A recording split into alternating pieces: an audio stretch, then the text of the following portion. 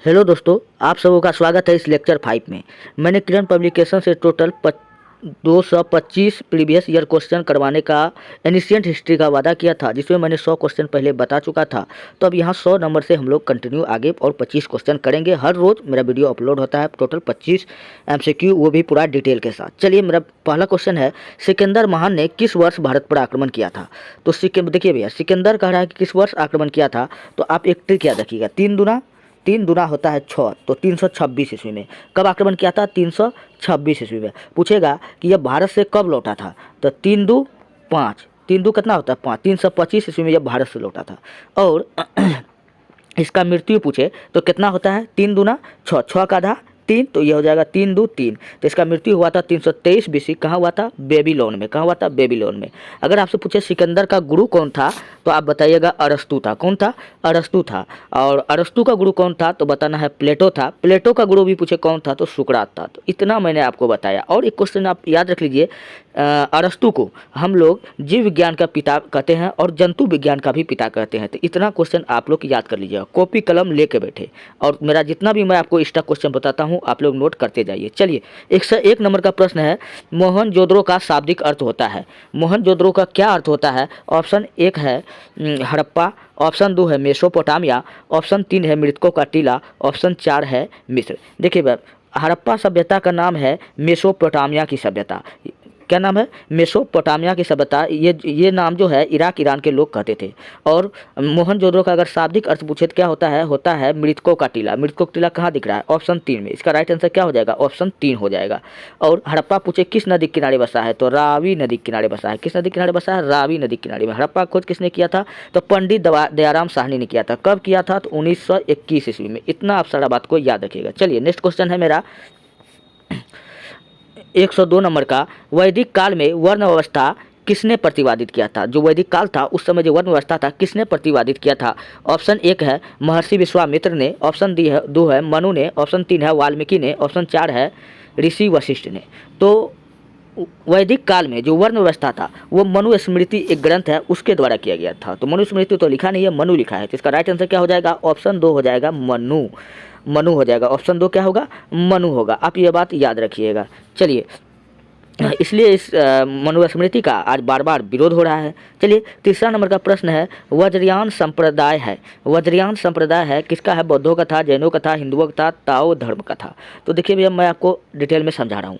बौद्ध धर्म जो था, ये बौद्ध धर्म जो था ये 2 भाग में बट गया था। बौद्ध धर्म कितने भाग में बट गया था? 2 भाग में बट गया था, हीनयान और महायान। हीनयान और महायान। उसी प्रकार जैन धर्म भी 2 भाग में बट गया था, श्वेतांबर और दिगंबर। लेकिन बाद में क्या हुआ था कि हमको पता है कि जैन धर्म बौद्ध धर्म 2 भाग में बटा था, हीनयान और महायान। बाद में एक भाग में और बट गया, बाद में एक भाग में और बट गया। तो इसका राइट आंसर क्या हो जाएगा? बौद्ध धर्म कितना भाग में बढ़ गया? 2 पहले बटा था, एक बाद में और बटा, तो टोटल हो जाएगा 3 भाग में।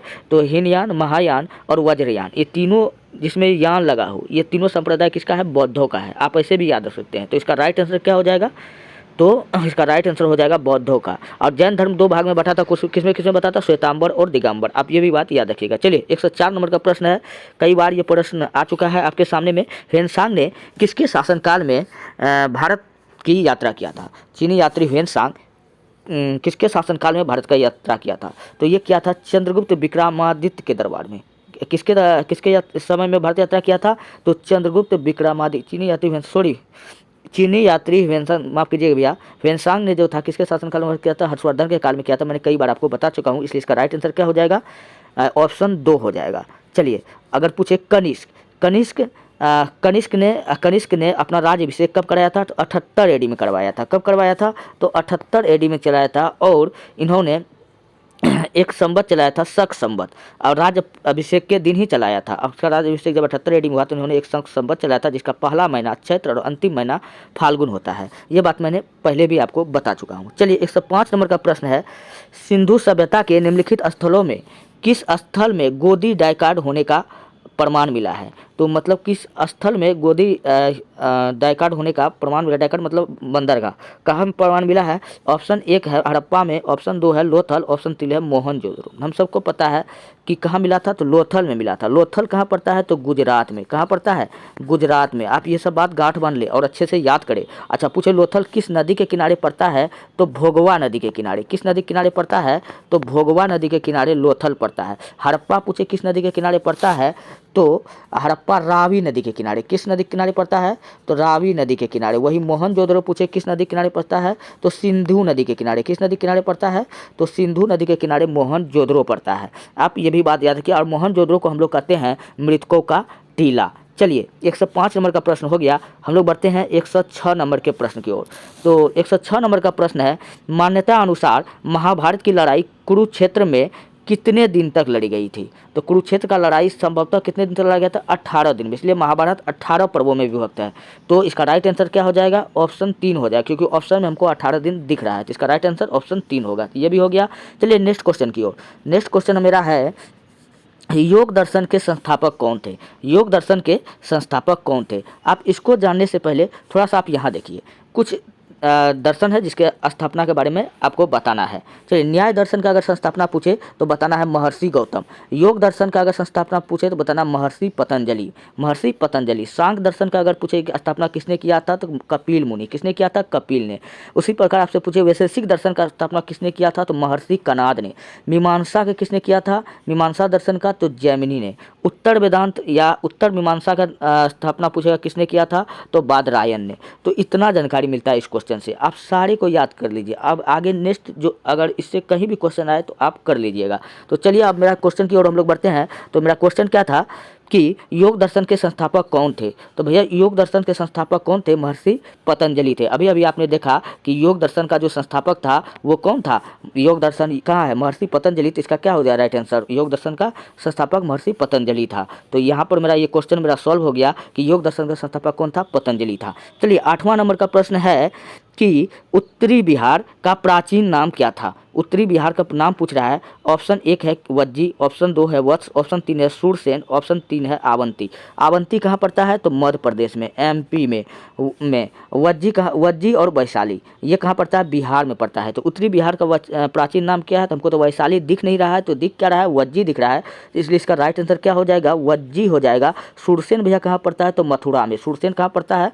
मथुरा में। ये सब जो था महाजन पद काल का समय का ये सब जगह है। चलिए 9वां नंबर का प्रश्न है। 109 नंबर का प्रश्न आपके सामने में है, द्वितीय बौद्ध परिषद कहाँ हुई थी? तो पहला बौद्ध समिति कहाँ हुआ था? तो राजगृह में। दूसरा पूछे कहाँ हुआ था? तो वैशाली में। तो इसका राइट आंसर क्या हो जाएगा? ऑप्शन 2 हो जाएगा, वैशाली में। द्वितीय बौद्ध समिति कहाँ हुआ था? वैशाली में। प्रथम बौद्ध संगीति अगर पूछे कहाँ हुआ था? तो राजगृह में। और तीसरा बौद्ध संगीति पूछे कहाँ हुआ था? तो पाटलिपुत्र में अशोक के समय। चौथा बौद्ध संगीति पूछे कहाँ हुआ था? तो कनिष्क के समय में हुआ था कुंडल वन में। कुंडल वन कहाँ पड़ता है भैया? कश्मीर में पड़ता है। अच्छा, कुंडल ग्राम में महावीर स्वामी का जन्म हुआ था, वो कुंडल ग्राम है, ये कुंडल वन है। आप ये बात बैठा लीजिएगा दिमाग में। चलिए एक दोनों अलग अलग है। 109वां नंबर का प्रश्न भी हो गया। अब हम लोग बढ़ते हैं 110 नंबर के प्रश्न की ओर। 110 नंबर का प्रश्न है, चौसा की लड़ाई में शेरशाह ने किसको हराया था? तो चौसा का जो युद्ध हुआ था वो हुआ था 1539 ईस्वी में। कब हुआ था? 1539 ईस्वी में। किसके किसके बीच में हुआ था? तो हुमायूं और शेरशाह सूरी के बीच में हुआ था। जिसमें कौन जीता था? तो सुर साम्राज्य के संस्थापक शेरशाह सूरी ने जीता था। किसने जीता था? शेरशाह सूरी ने जीता था। तो अब क्वेश्चन पढ़िए क्या कह रहा है। क्वेश्चन कह रहा है कि चौसा की लड़ाई में शेरशाह ने किसको हराया था? अभी भी मैं आपको बताया, शेरशाह की लड़ाई में मुगल बादशाह जहांगीर को हराया था। किसने हराया था? जहांगीर को हराया था। और जहांगीर ने अपने दरबार में स्वर्ण जंजीर बनवाया था। आप ये भी बात याद रखिएगा। जहांगीर को हम लोग क्या कहते हैं? चित्रकला का स्वर्णकाल। जहांगीर के समय को हम लोग चित्रकला का स्वर्णकाल के नाम से जानते हैं। चलिए ये आप इतना याद रखिएगा। और फिलहाल हम लोग थोड़ा सा इसका और डिस्कशन करते हैं। डिस्कशन है कि जहांगीर द्वारा लड़े गए युद्ध। पहला युद्ध हुआ था देवरा का युद्ध, जो कब हुआ था? 1531 ईस्वी में हुआ था। दूसरा युद्ध हुआ था 1539 में। कौन हुआ था? चोर से चौसा का युद्ध। देखिए एक ट्रिक है, देवरा चोर बासर। देवरा से देवरा का युद्ध कब हुआ था? 1531 ईस्वी में। चोर से चौसा का युद्ध कब हुआ था? 1539 ईस्वी में। बा से बिलग्राम का युद्ध कब हुआ था? 1540 ईस्वी में। सर से सरहिंद का युद्ध कब हुआ था? 1555 ईस्वी में। ये क्या था? ट्रिक था। तो आप लोग याद रखिएगा। तो पूछ रहा था, क्या पूछ रहा था कि बिलग्राम का युद्ध यानी कन्नौज के ही युद्ध को हम लोग कहते हैं बिलग्राम का युद्ध। तो इसका राइट आंसर क्या हो जाएगा?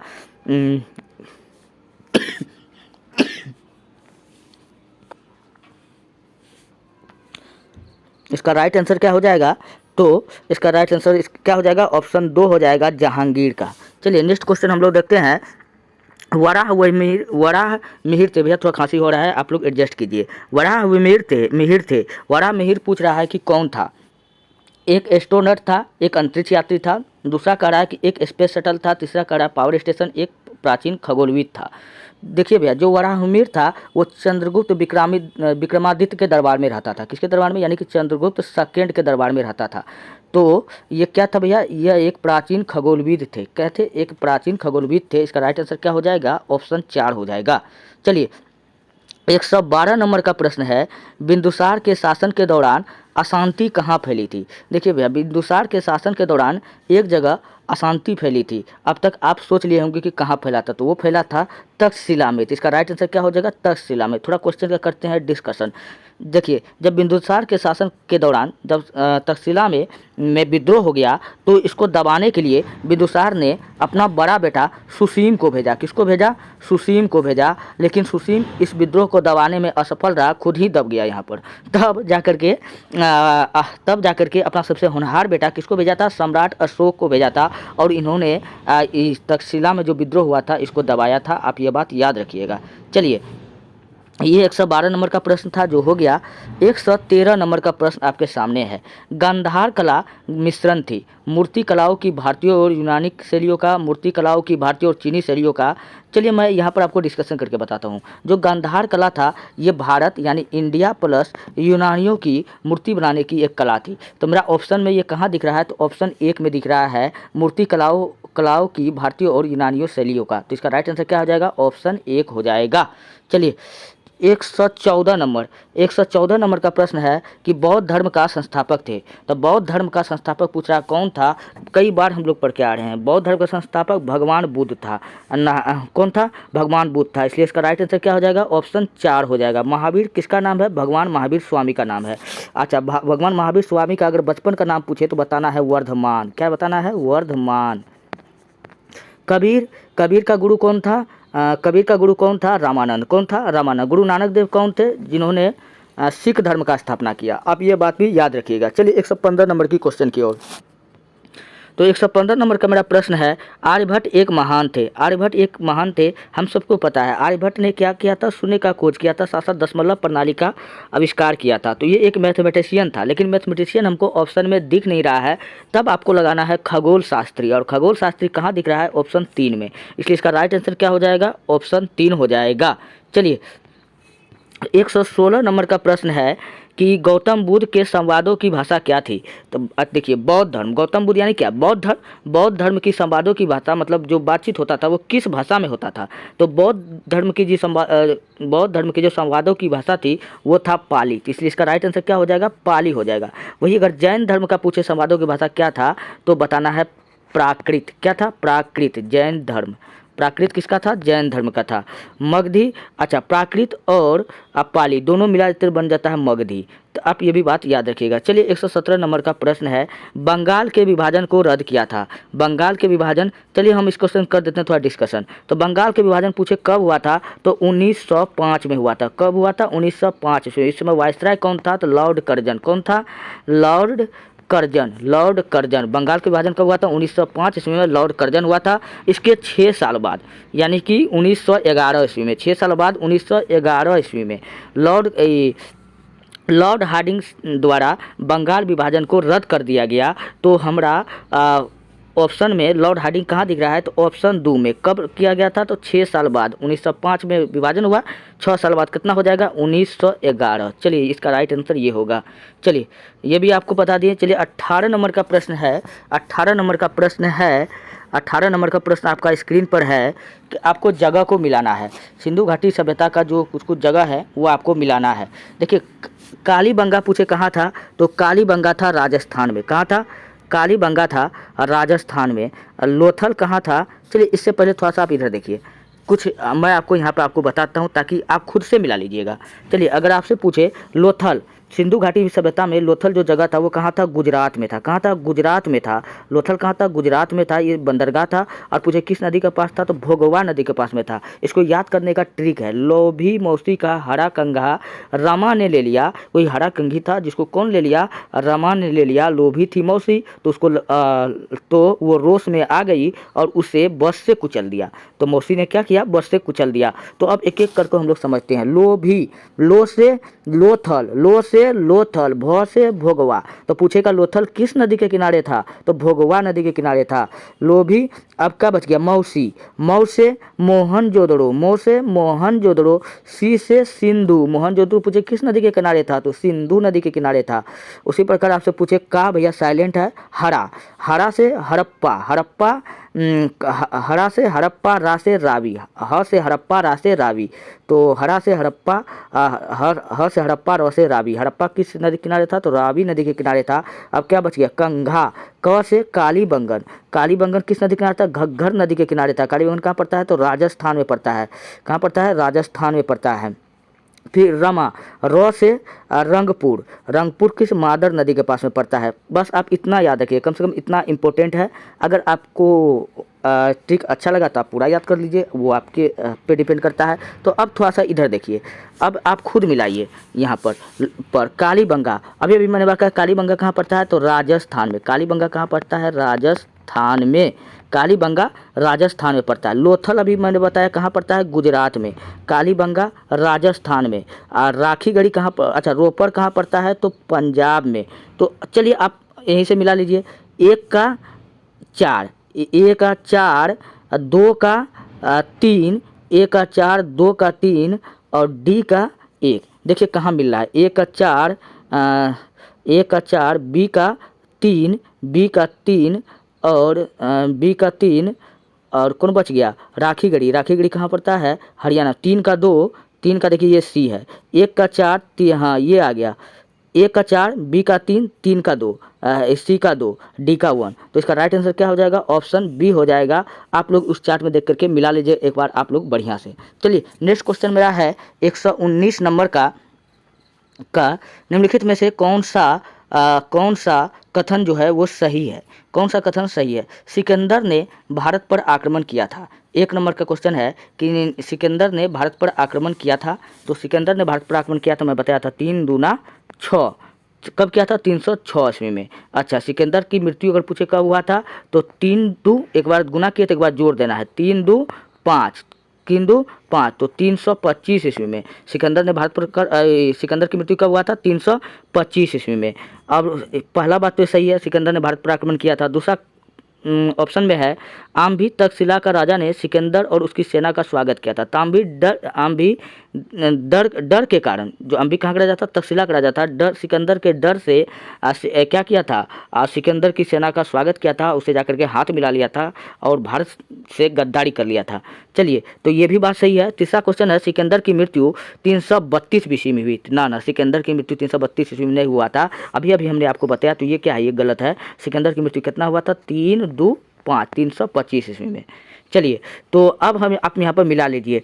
तो 1 2 3 ये सही है। 1 2, पहला 1 सही है, फिर 2 सही है, तीसरा गलत है।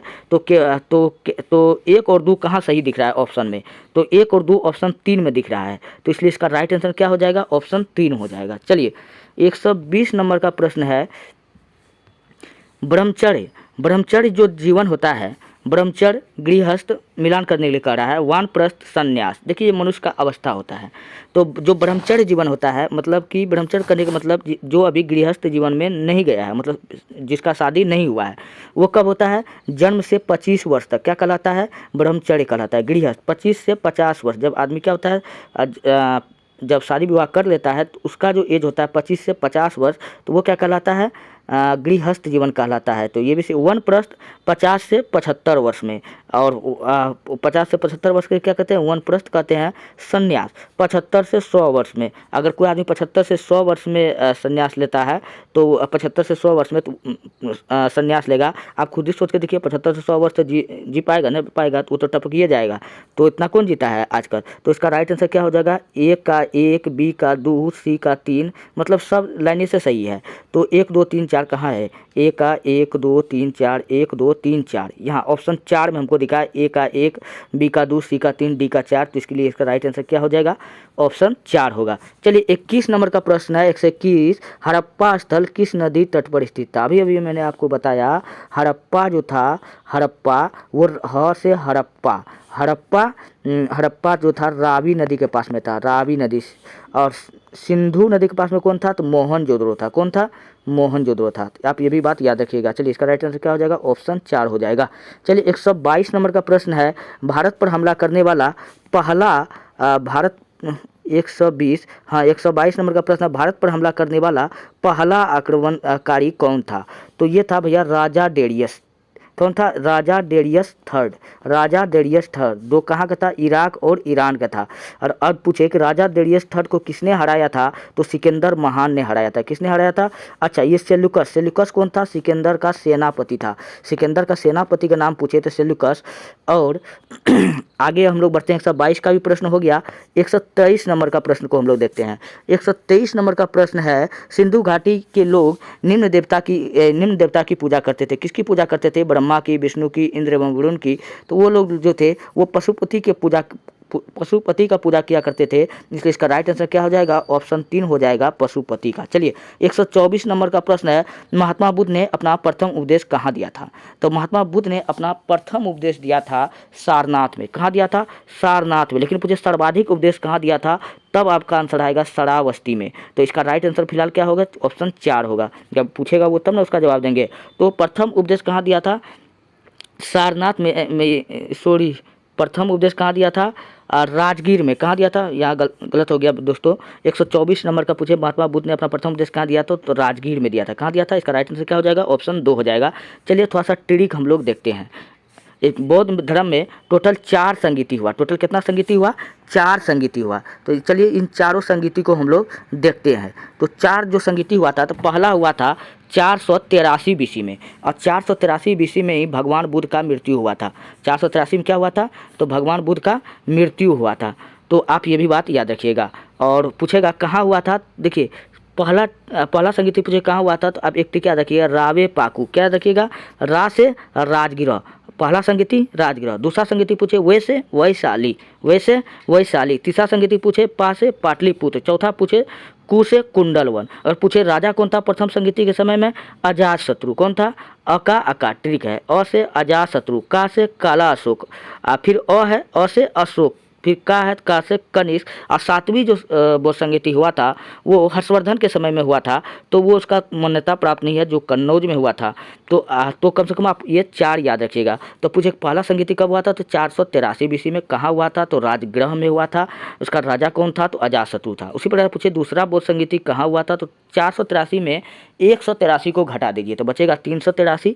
तो 383 में कहाँ हुआ था, वैसे वैशाली में हुआ था। राजा पूछे दूसरा नंबर में क्या, का से काला अशोक। चलिए तीसरा संगीति अगर पूछे 251 रुपया भोज खाने के लिए जाते हैं तो ये शुभ होता है ना। तो 251 BC में कहाँ हुआ था, तो पा से पाटलिपुत्र में हुआ था। पाटलिपुत्र किसका राजधानी था, तो आप सबको पता है ये मौर्यों का था, यानी अशोक यहाँ ऑप्शन में है, तो अशोक। तो तीसरा वो संगीति किसके समय हुआ, अशोक के समय हुआ था। चौथा अगर पूछे कब हुआ था, तो 251 में आप 151 को इस बार घटा दीजिए तो बचेगा 100। तो 100 में हुआ था, कु से कुंडल वन में हुआ था। चौथा वो संगीति कुंडल वन जो कहाँ पड़ता है भैया, कश्मीर में पड़ता है।